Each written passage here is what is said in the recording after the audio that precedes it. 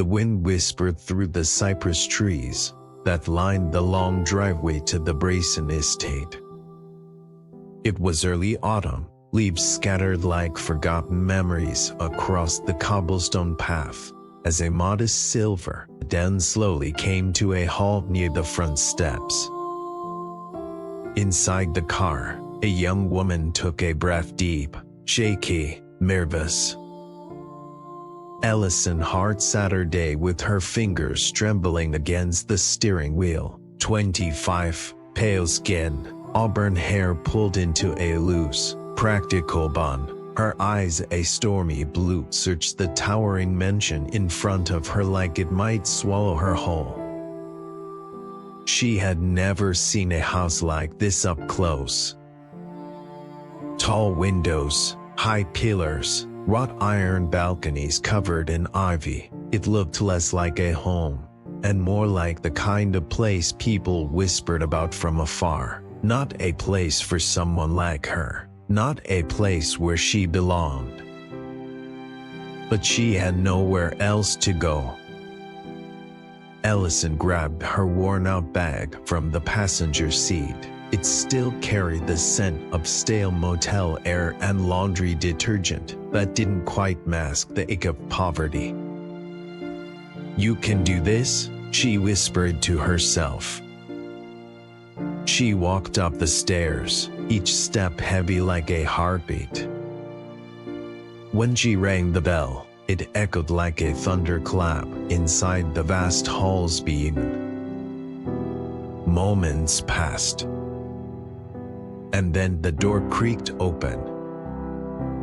A man stood there, tall, broad shoulders, skin like dark mahogany, each with grace and quiet power. He was dressed simply, but the tailored fabric couldn't hide his wealth or his weariness.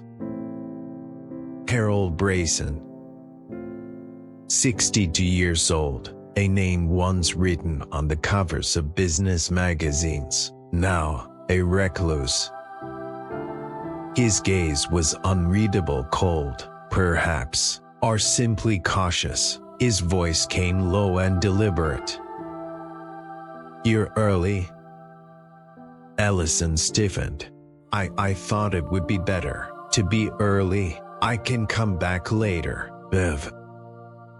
He shook his head once. "You're here now." She hesitated, then stepped inside. The door closed behind her with a sound that felt final. Inside, the mansion smelled of wood polish, faint roses, and something older, something sad. Marble floors reflected the golden light from the chandelier overhead. Oil paintings watched her like silent witnesses. Ellison felt tiny. "The stuff room is down the hall to the left," Harold said, already walking away. "Your schedule starts at 6, sharp." She wanted to say thank you, but he was already gone.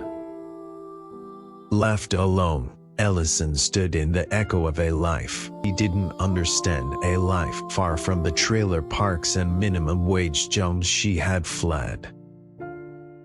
Her fingers brushed the wall beside her, cold, surreal.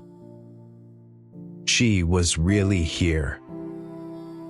And something inside her whispered that nothing about this place would ever be simple. The first morning began with silence. Ellison stood in the kitchen at 5:58 a.m., her hands wringing the hem of her blouse. She had already memorized the floor plan of the East Wing, polished the silver, and double-checked the guests' linens, though there hadn't been guests in years. She hadn't seen Mr. Brayson since the night before. Not that she expected him to linger. Everything about him screamed solitude, the kind that wasn't lonely anymore, just permanent. At precisely 6, the sound of slow, Heavy footsteps entered the room. Harold Brayson was dressed in a black cardigan, dark slacks, and house shoes. His silver beard was neatly trimmed, and his eyes, deep brown, looked more tired than usual. He didn't greet her. He didn't even look directly at her. He simply walked to the coffee maker, which she had already prepared black. No sugar, no cream. She knew this from the note left on the counter the night before, written in sharp cursive, almost too elegant for how blunt the man was. He poured one cup, sipped. Silence. Then he turned slightly, glancing at her from the corner of his eye. "You made it strong." Ellison nodded. "Yes, sir." He said nothing more, but he took another sip. And for a moment, barely even there, his shoulders softened.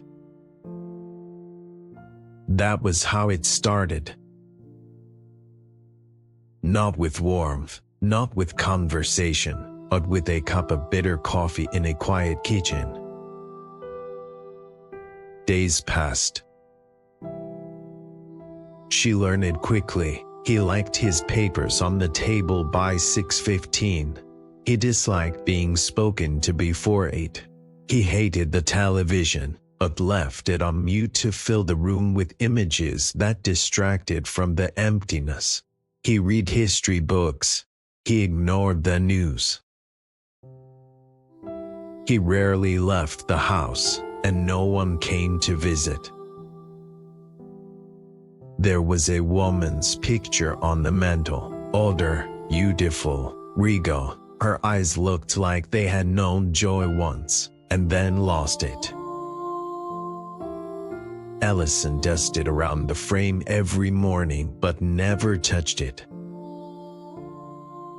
One afternoon, while folding towels near the laundry room, she heard music playing, soft jazz, like something from a distant past. She followed the sound. There he was, in the study, facing the window with a glass of bourbon in hand. He didn't acknowledge her. But he didn't stop the music either. What, she understood, was permission to listen. She stood silently in the hallway. And for the first time, she saw Harold Brayson not as a figure of power or wealth, but as a man, alone in his fortress. Rain tapped gently on the glass that evening. Ellison moved through the halls barefoot, holding a tray with a bowl of vegetable soup and 2 slices of toasted bread, the way he liked it, without butter. She hesitated outside the study. That room still intimidated her, not because of the books or the leather furniture, but because of him. Still, she knocked. A pause. Then his voice. "Come in." She entered quietly, setting the tray down on the side table near his chair. Harold was seated by the fireplace, one leg crossed, a book resting on his knee. The light from the flames danced across the edges of his face, softening the lines that time had carved into it. He glanced at the tray. "Thank you." It was the first time he'd said those words to her. Ellison stood still, uncertain whether she was supposed to stay or leave. "You always this quiet?" Kay asked. I still on his book. She blinked. Only when I don't know if I'm allowed to speak. That made him look up. You're not a prisoner here. No, sir. He closed the book slowly. Don't call me sir. Makes me feel like I should be dead and buried already. She bit her lip, unsure if she should laugh. All right, Mr. Grayson. He gave her a look. Harold will do. Silence lingered again, not as heavy this time, not as cold. You're not from around here, he said. No, small town, 2 states over. I left when I was 19. Why? She looked down. Because I was going to become something, a pulse, or at least, not stay what I was. He nodded slowly. And did you? She swallowed hard. Not yet. The flames cracked behind them. Harold looked at her with an expression. She couldn't quite read, something between curiosity and recognition. You remind me of someone. Someone good? She asked carefully. He smiled, the kind of smile that hurts when it comes. Someone I loved was. Ellison felt her chest tighten. The room felt warmer suddenly, not because of the fire, not because of the soup, but because two people broken in different ways had finally said something true. The next morning, Ellison woke up earlier than usual. She couldn't sleep, not after that conversation. Her mind kept circling his words. Someone I loved was. She wondered who that woman had been, the one in the picture frame, the one in his memory. Maybe it wasn't her place to wonder, but still, she did. After showering and dressing, she made her way to the West Wing, where rooms were seldom entered, let alone cleaned. Dust covered the floor in soft layers, like snow no one had stepped through in years. She carried a bucket, gloves, a rag, and her own questions. When she opened the door to one of the guest rooms, she paused. Inside, sunlight filtered through gauzy curtains. A vanity table, Saturday untouched, its mirror cracked slightly in the corner. There were photographs here, real ones, not framed, just stacked in boxes, half forgotten. Ellison set the cleaning tools aside and knelt down.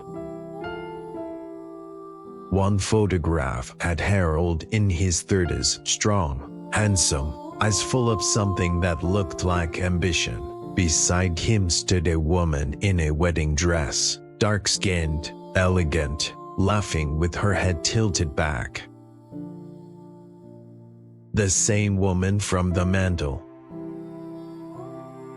Another picture showed them with a baby, a little girl. Ellison's throat tightened. She had never heard a child in this house. Where were they now? The door creaked behind her.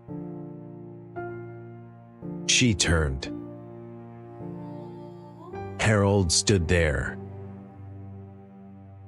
His eyes dropped to the photos in her hands. And for the first time, truly, she saw pain in him that words couldn't hide. "That room doesn't need cleaning," he said quietly. "I'm sorry," she whispered. "I didn't mean to pry." He raised a hand. "It's fine." A pause. "She was my wife. Her name was Lorraine." Ellison nodded slowly. "And the girl?" His lips pressed into a hard line. "Alicia, my daughter." He said no more. "And she didn't ask?" There were stories that hurt too much to tell, even when someone was willing to listen. He turned and walked away. But before he disappeared down the hall, he paused. "Some things are better left where they are." Another pause. "But it's been a long time since anyone touched that room. You did good." She didn't answer. She only sat there, alone among the ghosts. And for the first time, she realized she wasn't just cleaning a house. She was stepping into a story long buried in dust. The rain came again that afternoon, heavier this time, like the sky was remembering something it couldn't hold in anymore. Ellison had finished most of her daily tasks. She dusted the chandeliers, checked the cellar, organized the linen closet, but something kept pulling her toward the east hallway, the one with the tall double doors at the end. She had passed them every day. They were always closed. But today, they were slightly open. Curiosity whispered louder than reason.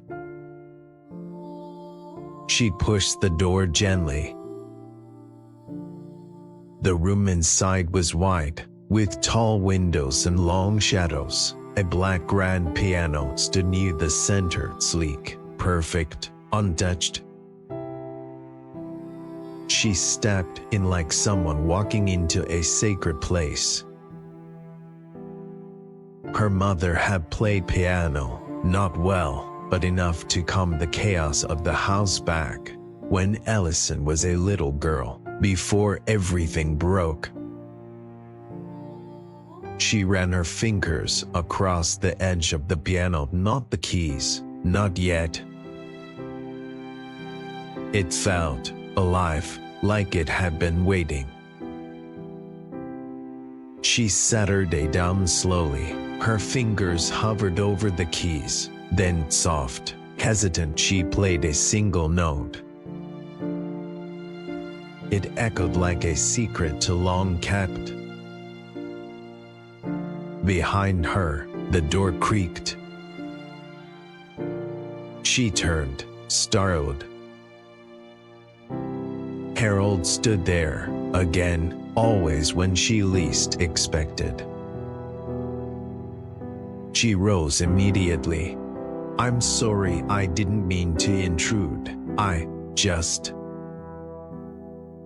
He walked inside, calm but unreadable. "You play?" "A little. My mom taught me when I was young, just the basics." He said nothing at first. Then, walking slowly toward her, he gestured to the bench. "Sit." She hesitated, then obeyed. Harold stood beside her. He stared at the keys like they were something holy and cursed all at once. Lorraine used to play every night before Alicia was born, and even after a beat. This room was full of live ones. Ellison looked up at him. Why did you stop coming here? His jaw tightened. Because music remembers, even when you try to forget. They stood in silence. Then, softly, he added, "Play something." Ellison turned back to the piano. Her fingers shook.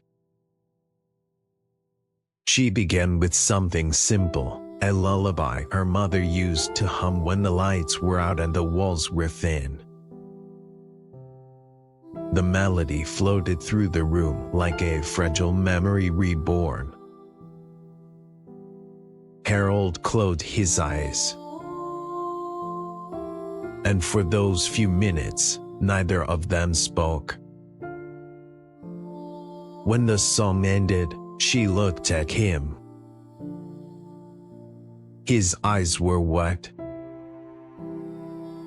but he didn't wipe them.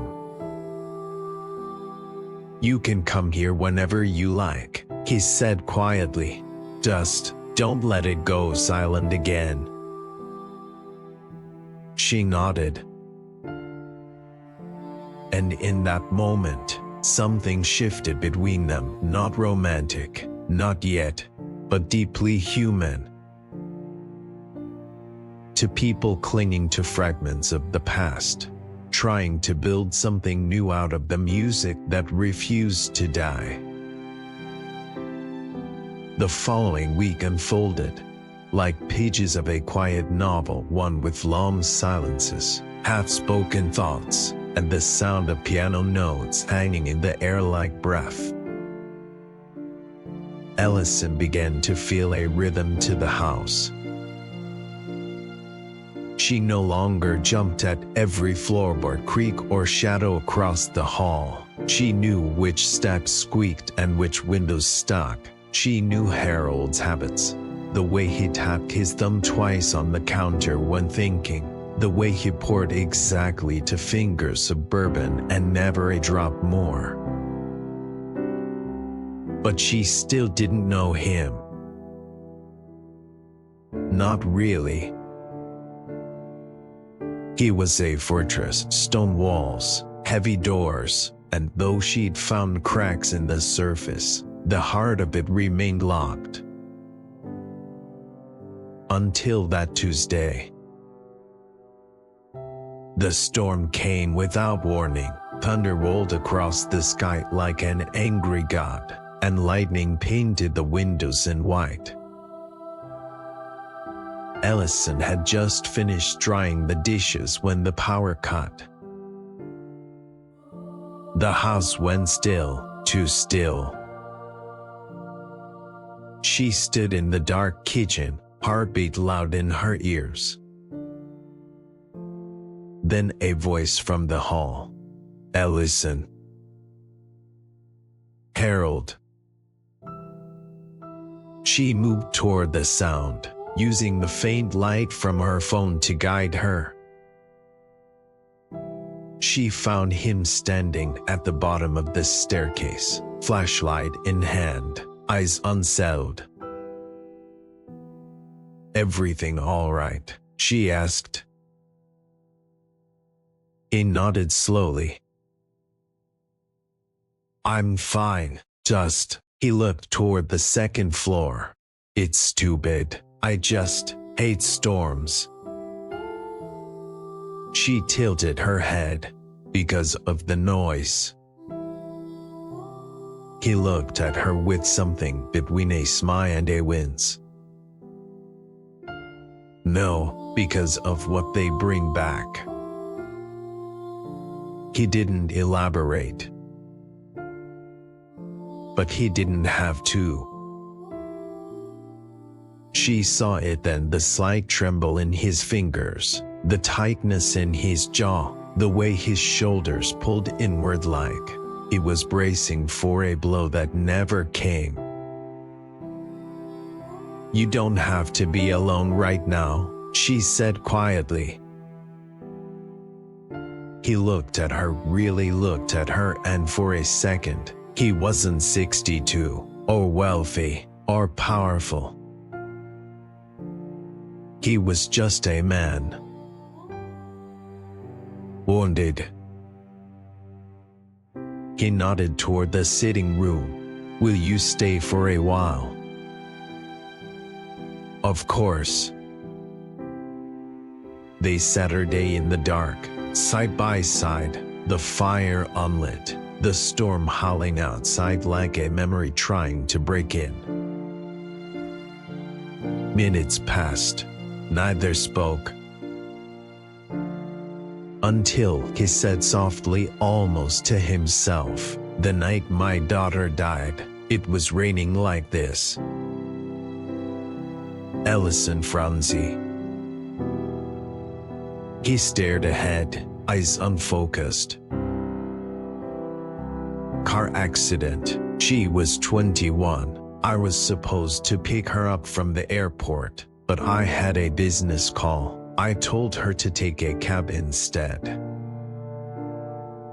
His voice cracked. The driver lost control. They skidded off the road. A long pause.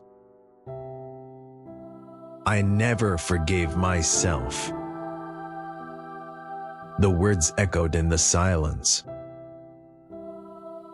Ellison wanted to say something, anything, but all she did was place her hand gently over his. He didn't move away. And in that small, trembling connection, the storm outside became quieter. Because two people inside had finally let the storm within be seen.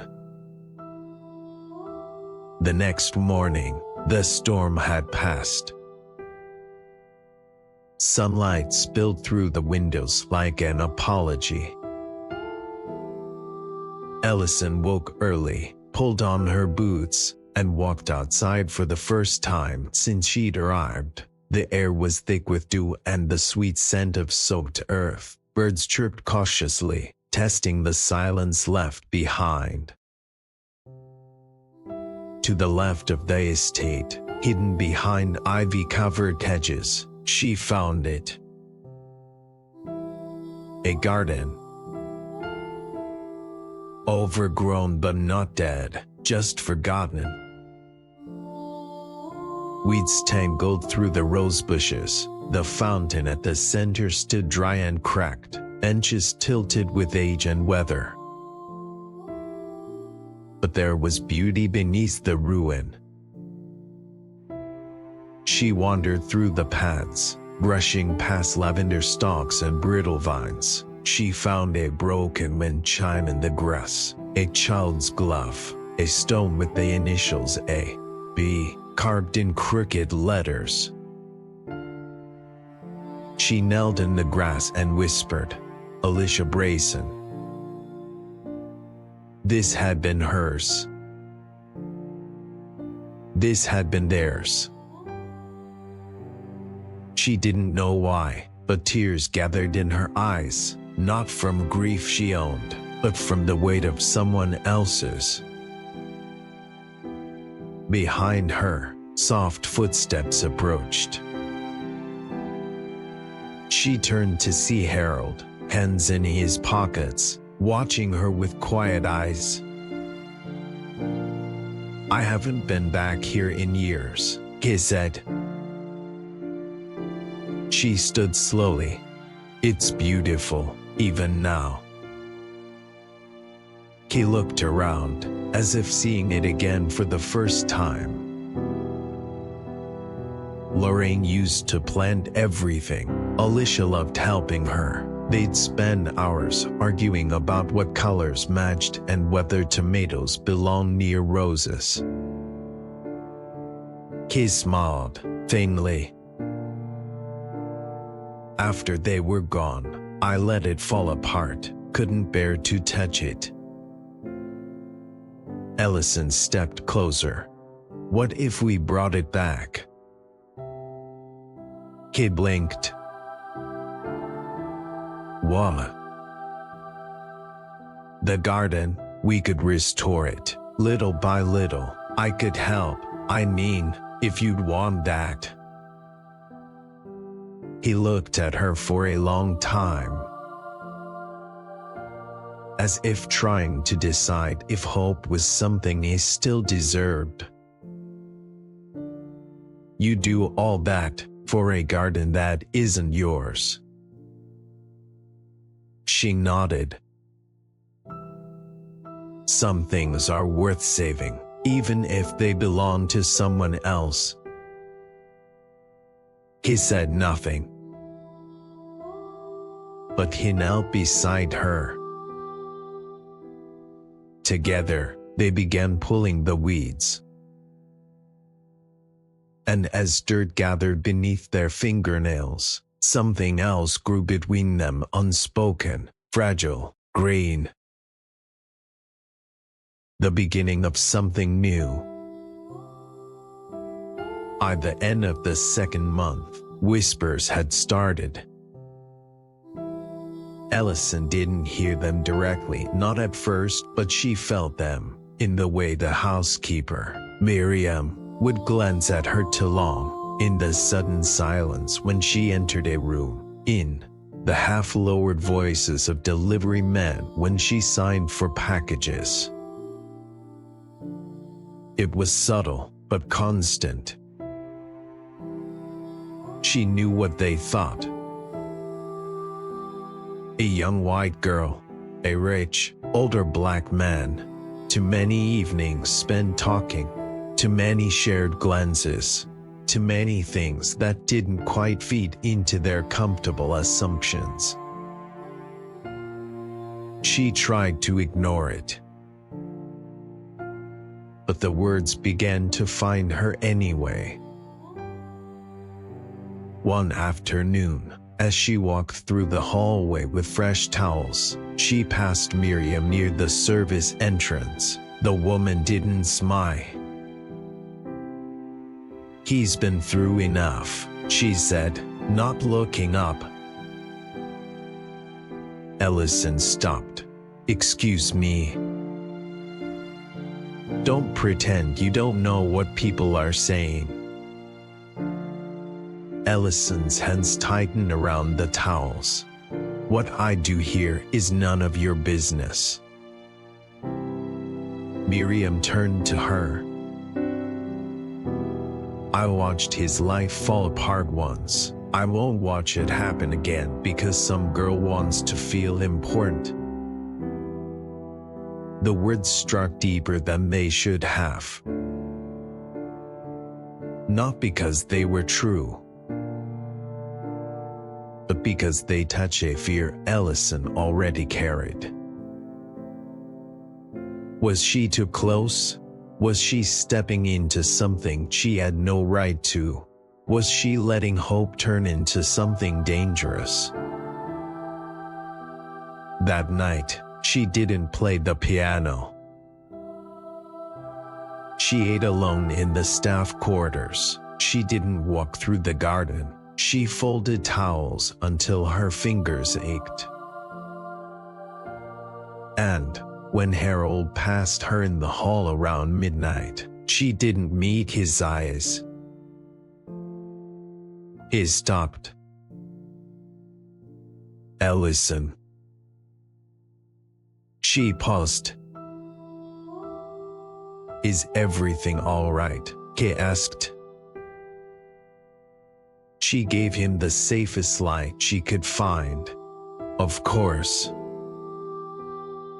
But he knew. Of course he knew.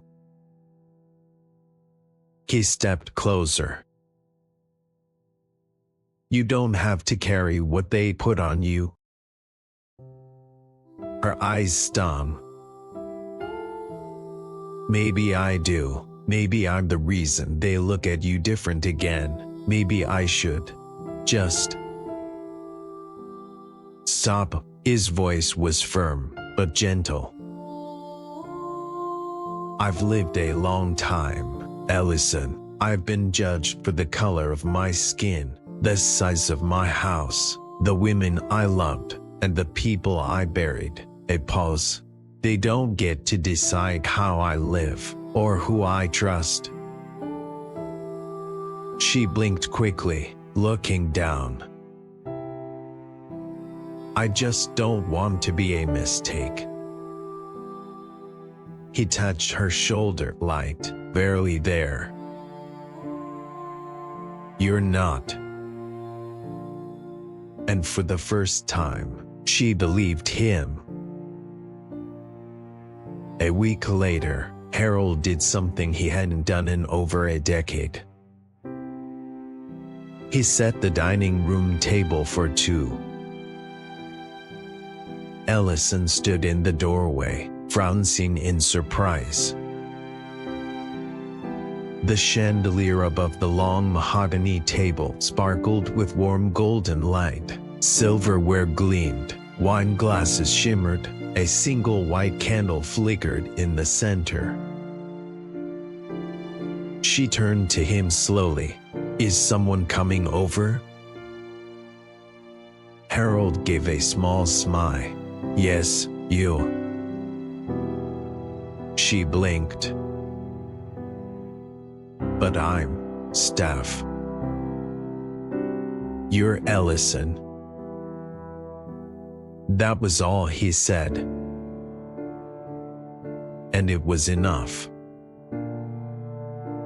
She went to her room to change, choosing the only dress she owned that wasn't stained or wrinkled pale blue, modest, and a little too big on her. Her reflection in the mirror startled her. She looked hopeful. When she returned, Harold was already seated. He stood as she approached, like a gentleman from another century. You look, he paused, searching for a word that didn't sound rehearsed. Like someone who should have never doubted herself. They sat her day down together. Dinner was simple baked salmon, fresh greens from the newly revived garden, and a bottle of red wine Harold had been saving for someday. Apparently, tonight was that day. They talked about music, about books, about nothing and everything. He asked her what she wanted from life. She hesitated. I don't know. I used to think I wanted to be a writer. Then life got loud, and dreams got quiet. Dreams don't die, he said. They just wait. He told her stories of his early days in business. The deals he lost, the ones he won, the nights he worked so late he forgot what silence sounded like. She listened like his words were water, and she'd been thirsty for years. At one point, she laughed, truly laughed, at something he said, and he stared at her like it was music. There was a pause. A long one. Not awkward, just full. Why me? She asked quietly. Why let me into your life? He took a sip of wine, then looked at her, not just at her face, but at the fear behind her eyes. Because you see the things everyone else walks past. She looked down. And what do you see when you look at me? A silence. Then softly, a second chance. Ellison's heart stuttered in her chest. She didn't speak, neither did he. but the space between them was no longer empty. It was electric, vulnerable, undeniable. And in that moment, something changed. Neither of them named it, but they both felt it. The next morning, the sky was gray. Heavy clouds lingered above the estate like a warning, but inside the mansion, the tension was warmer, softer, like an echo of the night before. Ellison awoke early, not out of duty, out of something else she couldn't name. She stood at the window of her tiny room, watching the trees sway in the wind. Her hand touched the window pane. She still felt his words from last night. A second chance. It both scared her and stitched something torn inside her. Meanwhile, Harold sat in his study, staring at the same page of his newspaper for nearly an hour. His thoughts weren't on headlines or markets. They were on her. On the way her eyes shimmered when she talked about forgotten dreams. On the way she made his empty house feel like home again. He told himself he was just being kind, that he was offering someone hope. But a quiet voice inside him whispered a deeper truth. You're falling, Harold. And you haven't fallen for anyone in decades. That thought shook him more than he expected. He wasn't a young man. He wasn't supposed to feel this way. Later that day, Ellison brought him his afternoon coffee, as she always did, to sugars, no cream, placed gently on the coaster by his right hand. Only today, she lingered. He looked up, and their eyes met. No words, just breath. The room seemed to tilt slightly, as if the air around them recognized what they wouldn't say aloud. Then the sound of a door slamming somewhere down the hall. A sharp knock at the study door. It opened before Harold could respond. Mr. Wallace. It was Bernard, Harold's old friend, attorney, and the only man who still called him by his last name instead of his first. Bernard entered, eyes shifting quickly between Harold and Ellison. His tone held something between curiosity and warning. Am I interrupting? No, Harold said quickly. What is it? Ellison stepped back, murmured an apology, and exited with practiced grace. But her hands trembled as she closed the door behind her. She knew who Bernard was. She knew what his presence meant.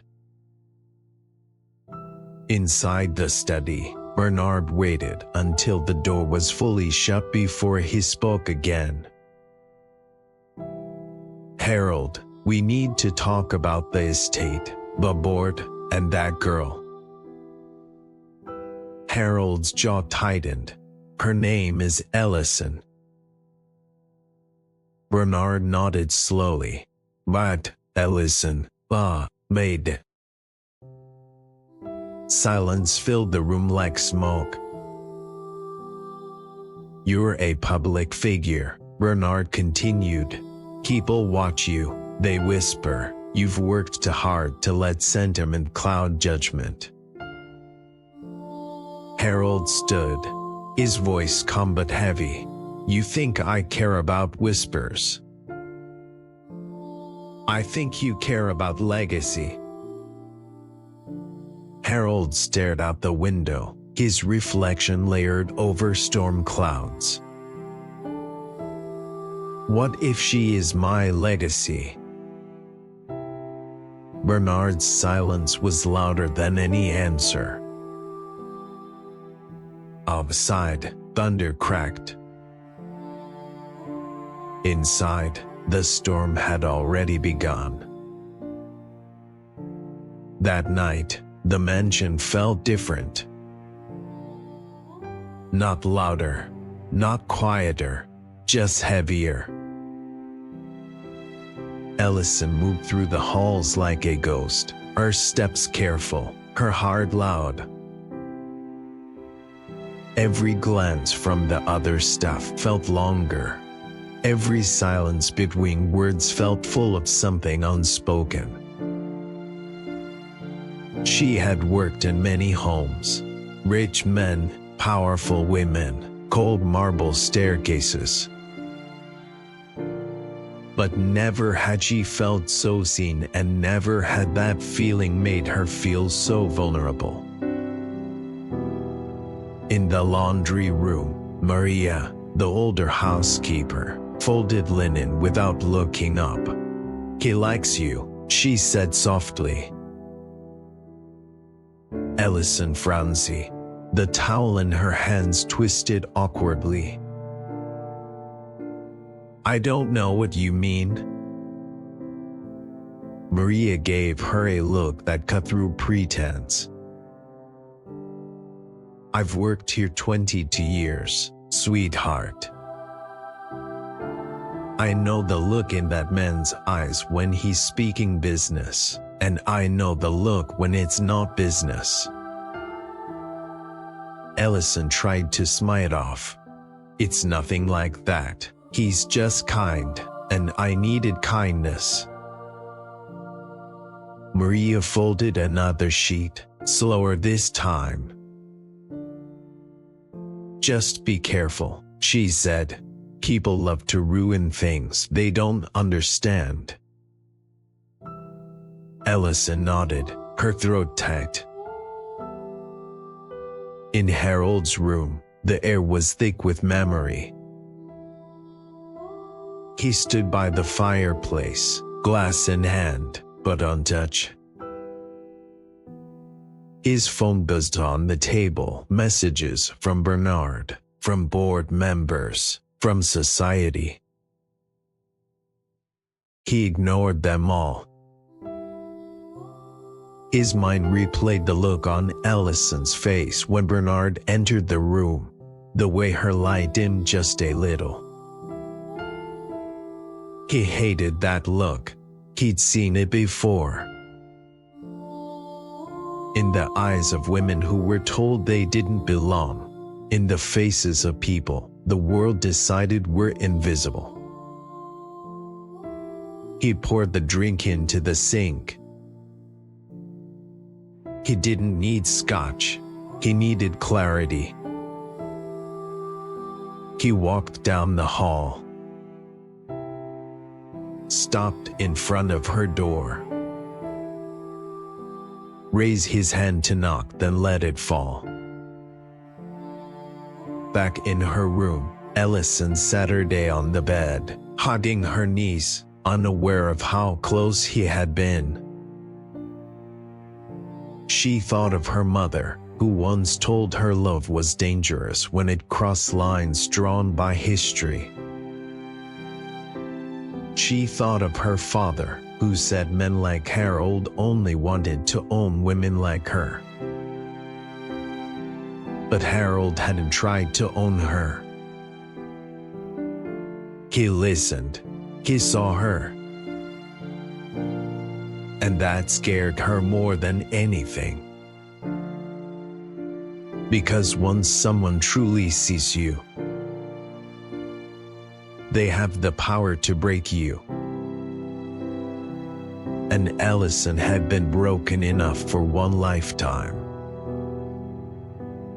She whispered to the ceiling, "Please don't let this be a mistake." The house creaked, wind howled, and somewhere deep inside the walls, a heart waited for an answer. The next morning came with rain, soft, persistent, gentle like a lover's fingertips. Allison stood by the kitchen window, holding a cup of tea between both hands, watching the droplets race down the glass. The world outside blurred, trees melting into sky, the garden sinking into gray. She didn't mind the rain. It made her feel less alone when she cried. "You're up early," came Harold's voice behind her. She turned, startled, nearly spilling her tea. He smiled. "Didn't mean to scare you?"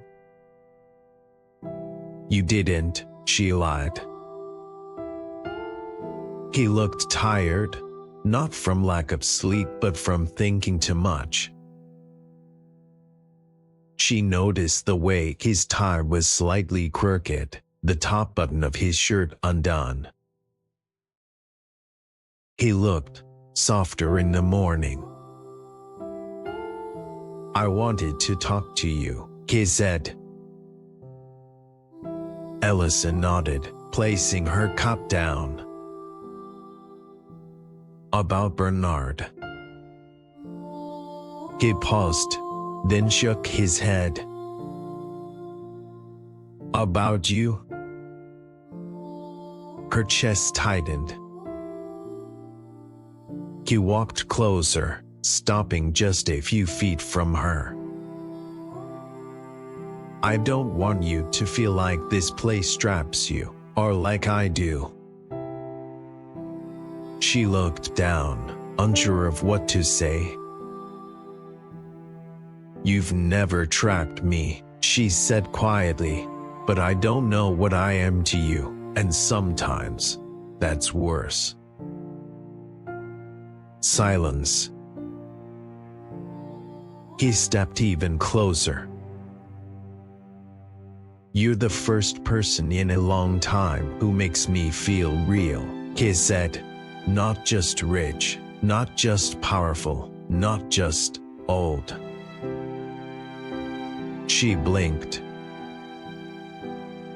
His hand reached out slowly and gently tucked a strand of hair behind her ear. "You make me feel like a man," he whispered, "not a machine." Her breath caught. There it was again, that terrifying warmth. She wanted to run. She wanted to stay. She wanted to believe him.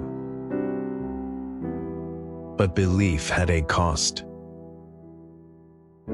She whispered, "If I let you in, and you leave, I won't recover." He touched her hand, firm, gentle.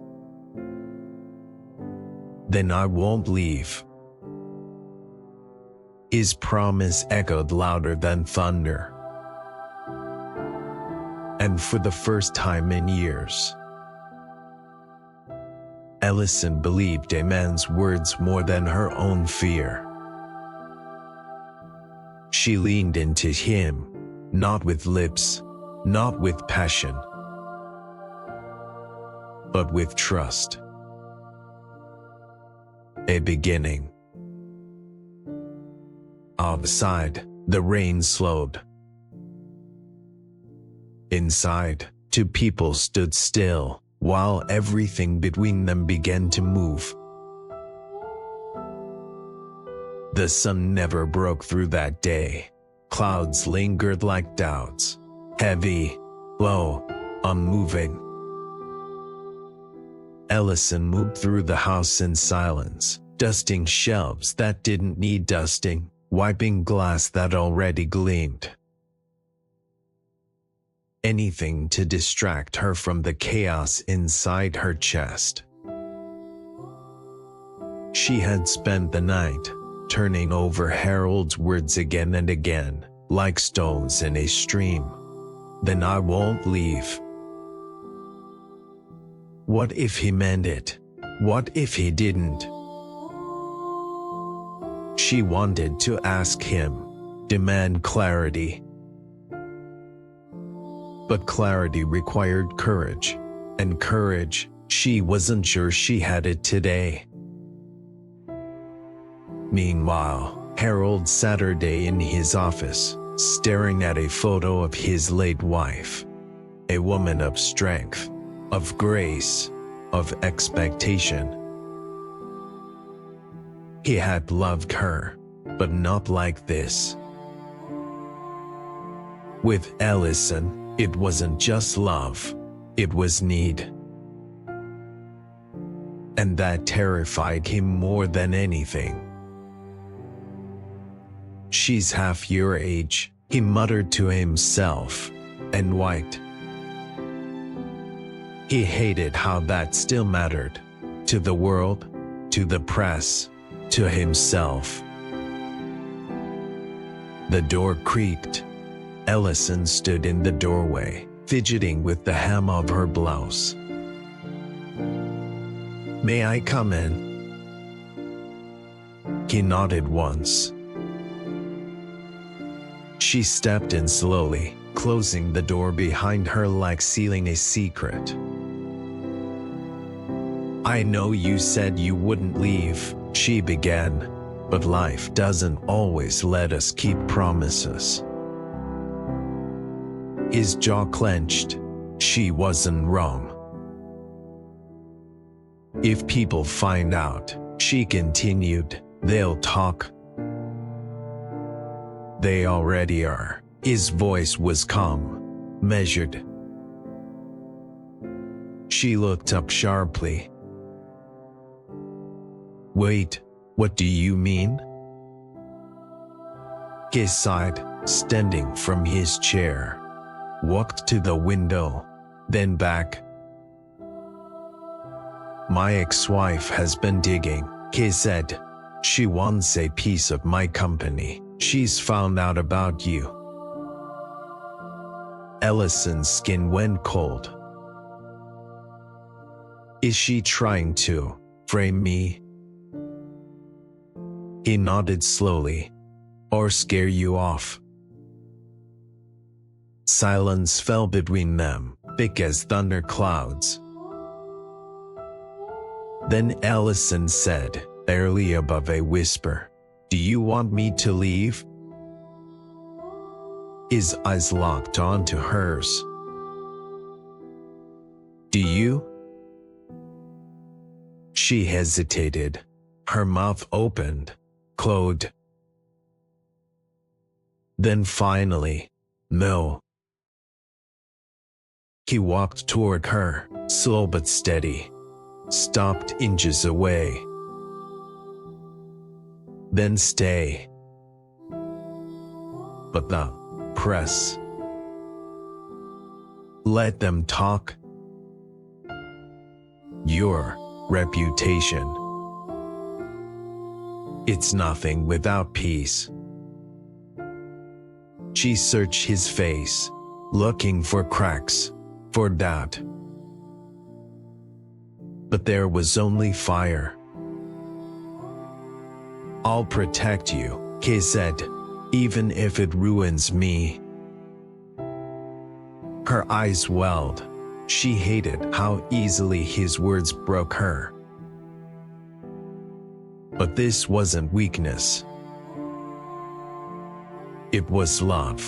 Wow, undeniable, real. She stepped forward, pressed her forehead gently to his chest. And they stood like that to hearts beating, uncertain of the road ahead but certain of each other. Outside, the storm rolled in, but inside, they were already weathering something greater. The morning after the storm, the air was strangely still. No wind, no birds, just silence that hummed with unease. Ellison walked the long corridor to Harold's study, her fingers brushing the wallpaper as if grounding herself in the house. It no longer felt like just his mansion. It was slowly becoming theirs. But peace never stayed long. As she neared the study, she heard voices. Muffled, urgent, male. She hesitated, heart thumping. Then a name. Ellison. Her spine stiffened. The second voice was unfamiliar, sharp, corporate. She leaned closer. You're risking everything, Harold. The board's already nervous. A scandal like this. She's not a scandal, Harold cut in, firm. She's a maid, the man snapped. A 25-year-old white girl playing house with a 60-year-old black tycoon. The media will eat this alive. Ellison stepped back, fast, quiet. She didn't need to hear more. Her stomach churned, her face flushed with a shame that wasn't hers to carry. Back in her small room, she collapsed on the bed, covered her face with both hands. I shouldn't be here, she whispered. But her heart shouted something different.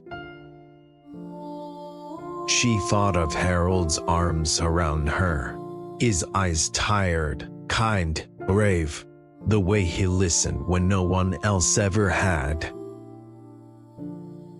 She wasn't some fantasy to him. She was real, and he saw her. Then why did the world want to twist that into something dirty? A soft knock interrupted her spiral. She wiped her face and stood, opened the door. It was Harold. No words, just a look. One that said he knew she heard. You shouldn't have to hear that, he said quietly.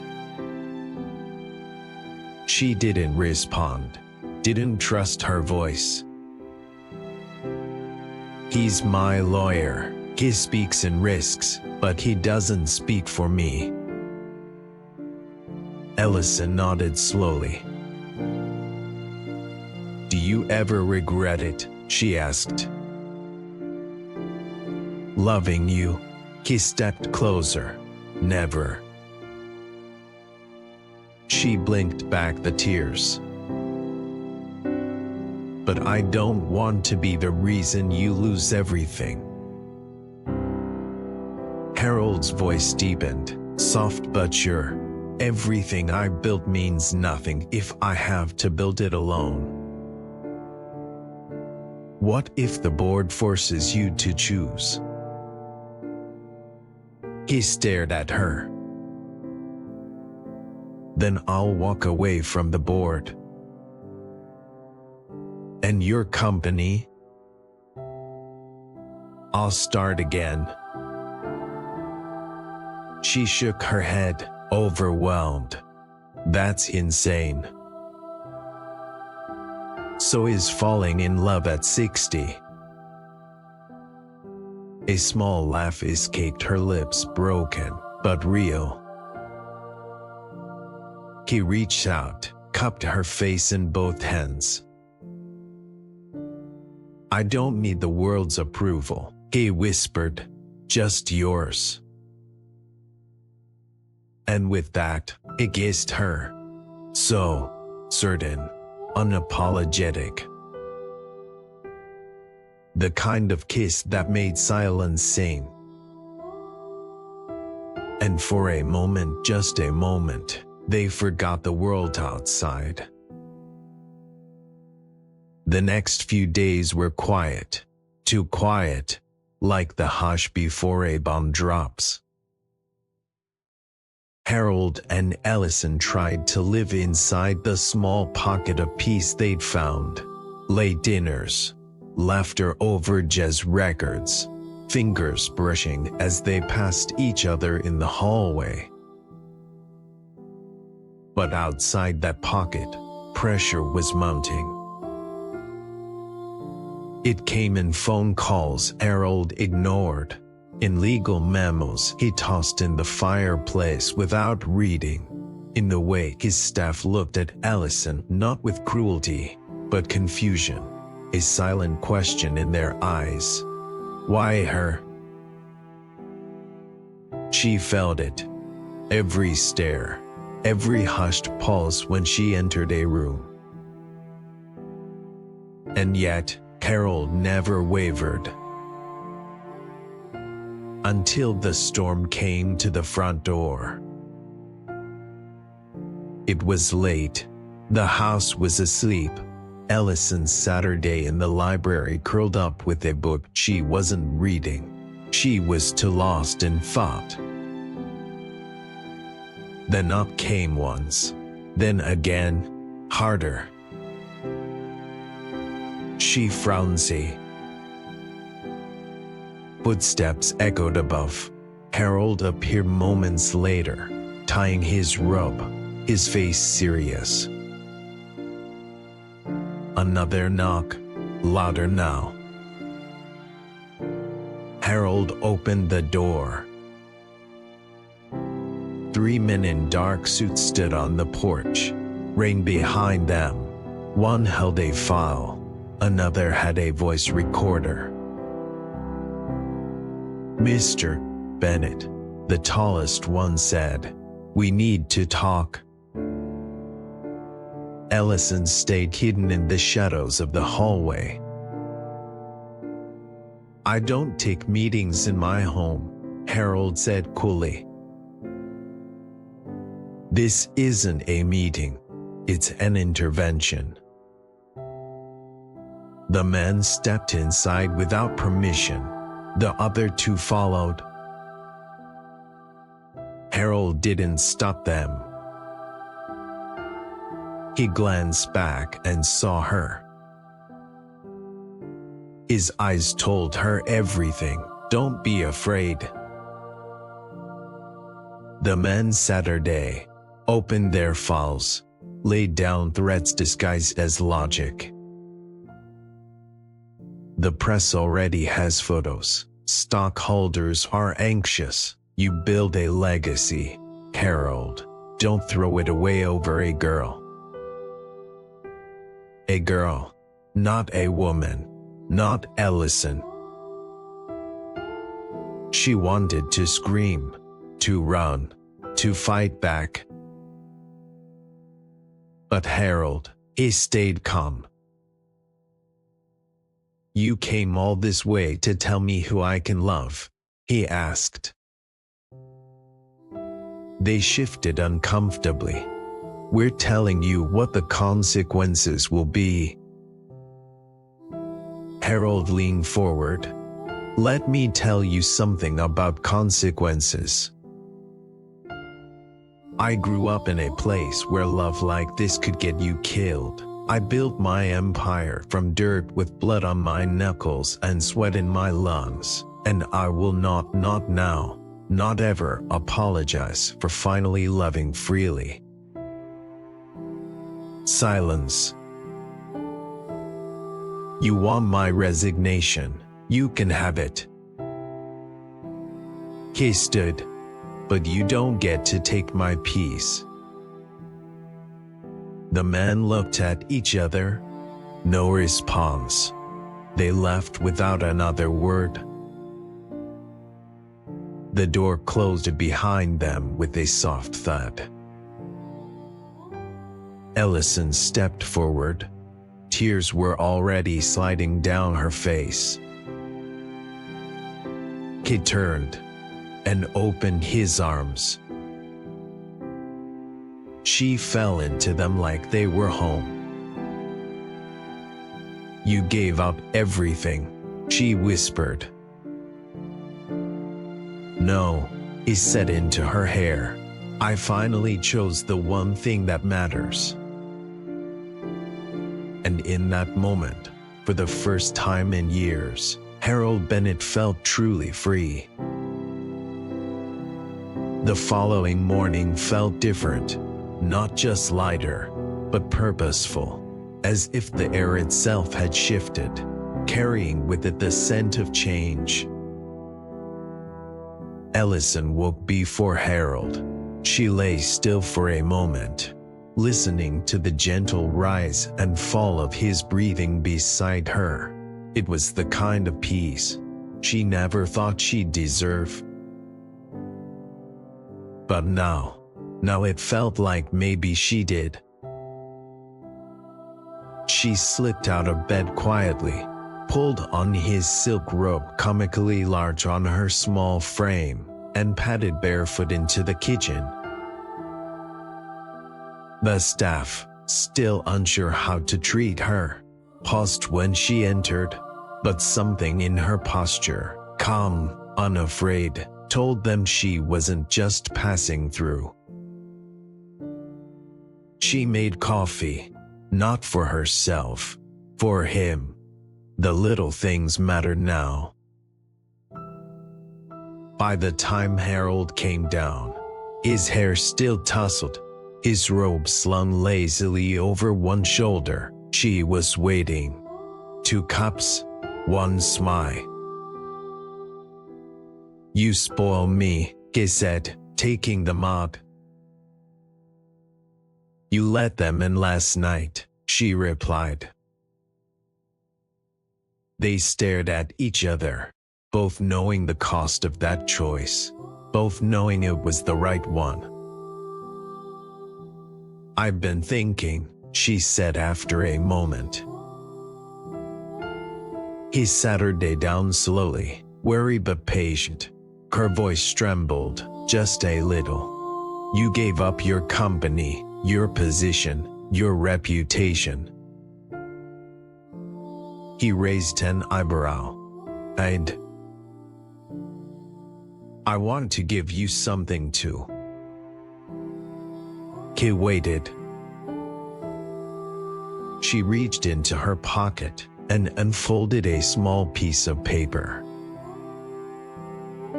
"This is my name," she said softly, "but I don't want it anymore." He stared, confused. "I want yours." His mug frowned halfway to his lips. "Ellison." She moved around the table, took his hands in hers. "You didn't just save me from poverty or loneliness. You showed me what love really looks like. I want to be your wife." There was silence, tension, and then tears. He pulled her into his arms so tightly she could barely breathe. "You have no idea," he whispered, "what that means to me." "Yes, 1,000 times, yes." They stayed like that for a long time, wrapped in each other. No noise, no doubts, just a future slowly blooming in the quiet. And later that day, Harold made one phone call. Not to a jeweler, not to a planner, but to the small church on the edge of town, the one he hadn't stepped foot in since his mother's funeral. "I'd like to schedule a wedding," he said. "What?" the woman asked on the other end. He looked across the room at Ellison, dancing barefoot to a record, still in his robe. "As soon as the sun will let us." It was small, not the grand affair tabloids would have expected. No tuxedos flown in from Paris, no orchestras or champagne towers, just love and sunlight, and to people who no longer cared what the world thought. The church was nestled between trees that had stood for generations. Its old wooden doors creaked open to the warm July breeze. Inside, only 20 people Saturday on worn pews, some staff, some friends, some who once doubted but now believed.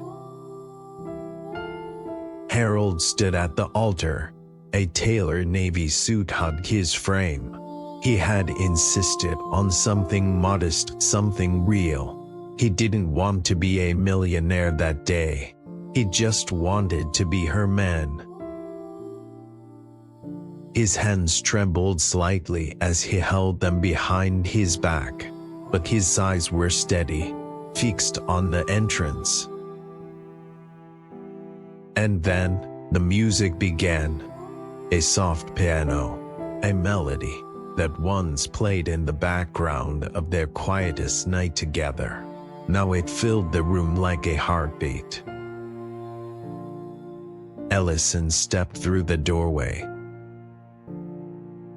And for a moment, time frowned. She wore a simple ivory dress. Nothing glittered, nothing screamed, but she shone brighter than any star. Her hair was tied back loosely, with a few strands falling beside her cheek. No veil, no diamond necklace. Just her, glowing, alive. This. As she walked down the aisle, there were gasps, not of shock, but of reverence. The young white girl, the old black man, hand in hand with fate. When she reached him, she placed her hand gently on his chest, right over his heart. "Still nervous?" she whispered. "Not anymore," he replied. The priest spoke, but neither of them heard much. They were lost in each other's eyes. When it came time for vows, Harold took a deep breath. "I spent decades chasing things, power, wealth, applause, but none of it ever made me feel like this." He took her hand. "You made me feel like a man again. Not a name, not a figure, just a man who gets to love." Tears welled in her eyes. She smiled, trembling as she began. "You showed me that kindness doesn't have an age, that love doesn't come wrapped in perfection, and that broken things can still be beautiful. I never thought I'd find this. I never thought I'd find you." They exchanged rings, simple, gold, unbranded. Symbols, not statements. And then, with the final words from the priest, they kissed. Not for the crowd, not for the story, but for the life ahead. Cheers erupted in the small chapel. Staff members cried. Even Harold's old chauffeur, who had seen everything in life, wiped his eyes discreetly.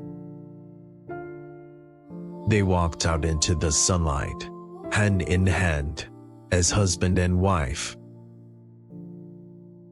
The world outside didn't stop. Cars drove by, phones buzzed, skies remained busy. But for them, it was the beginning of forever.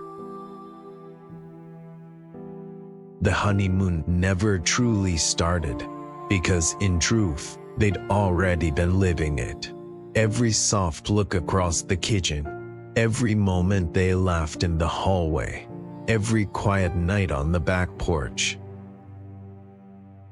But the ring made it official, permanent, sacred. And suddenly, the world noticed. The photos surfaced the next day, not leaked, not stolen, just discovered. One wedding guest had shared a candid shot, Harold holding Allison's waist, her cheek resting on his chest, both of them smiling as if no pain had ever touched them. The internet exploded. What is this? Is this his granddaughter? Gold digger alert. She's after the inheritance. Allison didn't read the comments, but the headlines still found her. One morning, she Saturday in the garden alone. The sun filtered through the trees, painting her in dappled light. A tablet Saturday on her lap, open to yet another cruel article. Her hands didn't shake, but her eyes did. They don't even know me, she whispered. Footsteps behind her, so heavy, familiar. Harold Saturday beside her. He didn't need to look at the screen. You think I built all this to let strangers define us, he said, voice firm. Baby, I've been hated longer than you been alive. She glanced at him. His face was calm, weathered, but unshaken. It's different for me, she murmured. People look at me and wonder what's wrong with me. Why would I choose you? He leaned in. His hand covered hers. You didn't choose me for money. You chose me for the way I looked at you when no one else did. And I chose you for the light in you I'd lost in myself. Tears welled in her eyes, but she didn't let them fall. Not this time. I don't regret a second of it, she said. He smiled. Then let them talk. Let them whisper behind their screens. They don't get to sleep beside you. She leaned into his chest, his arms wrapped around her like a fortress. The world could gossip. The world could laugh. The world could doubt. But love had already won. Later that week, they did their first interview, voluntarily, together. A simple sit-down in their living room. No glitz, no pretense. The interviewer, a kind woman in her 40s, asked, "Do you think age matters in love?" Allison smiled. Age is just time. Love is timeless. The clip went viral. Millions watched. And for the first time, the comments changed. They actually love each other. I feel so stupid for judging her. This is beautiful. And just like that, the noise softened. Not disappeared, but softened. Because when love is real, even the loudest lies can silence it forever. The seasons changed, but some things didn't. The city outside kept moving, loud and restless, but inside Harold's estate, there was a rhythm, a quiet peace, woven into the walls like ivy. Ellison had found her place.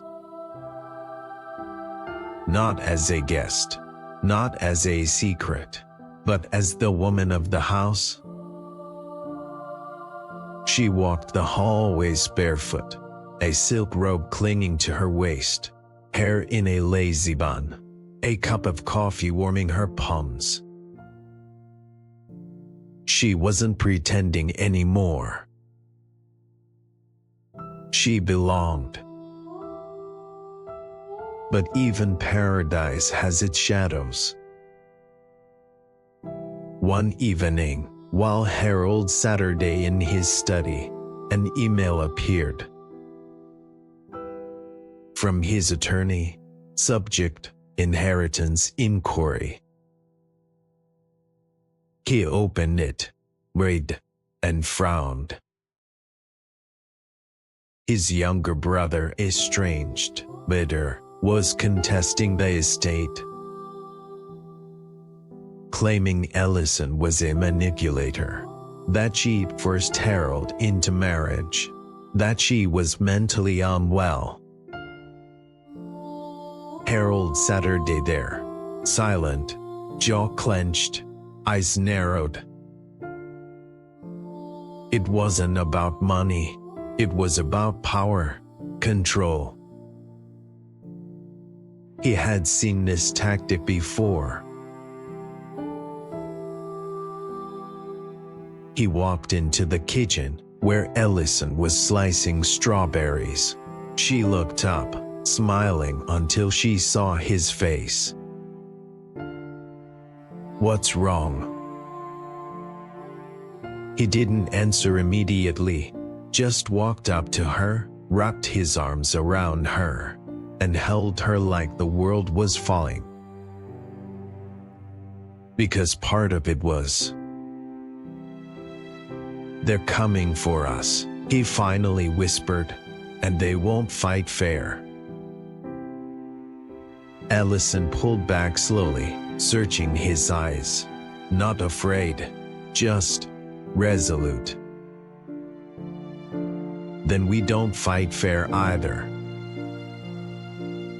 Harold blinked, then laughed, not because it was funny, but because it reminded him of something. "You sound like my mother," he said, eyes wet. Ellison smiled. Then she must have been a strong woman. That night, they called the lawyer, set up meetings, prepared for war. But even as they planned and signed and strategized, they danced. In the living room, barefoot, no music. Just the sound of rain on the windows, and her quiet laugh against his chest. Because storms were coming, but they had each other. And that was enough. The court date came.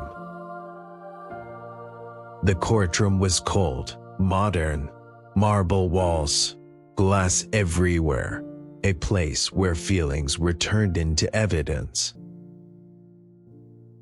Ellison sat beside Harold, her fingers laced with his.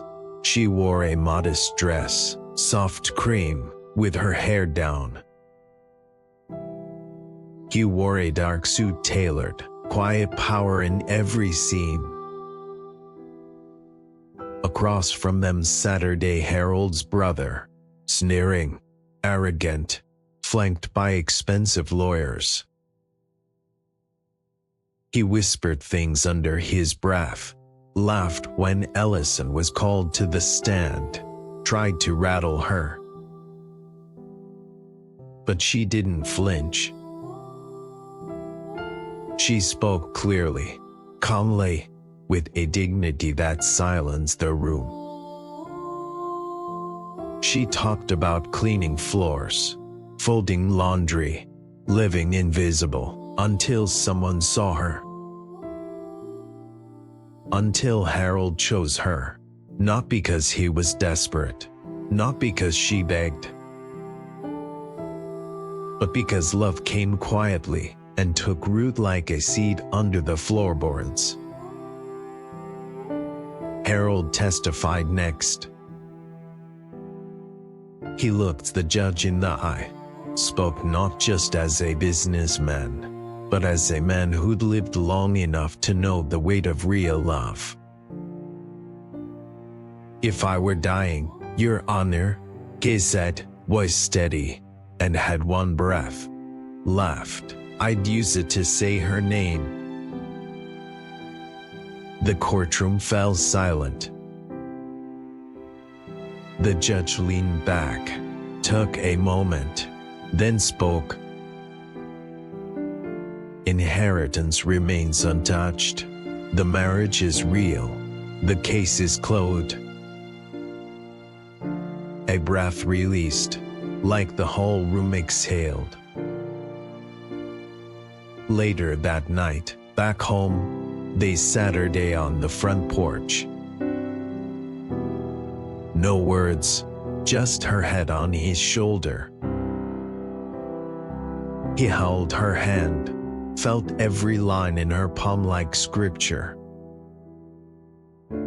The stars blinked above, the cicadas hummed, the world turned. And in the middle of it, two souls rested. Not as master and maid, not as rich and poor, not even as old and young, but simply as two people who chose each other. Over judgment, over fear, over everything. They Saturday in the stillness of something rare. Something that people spend their whole lives chasing. Something called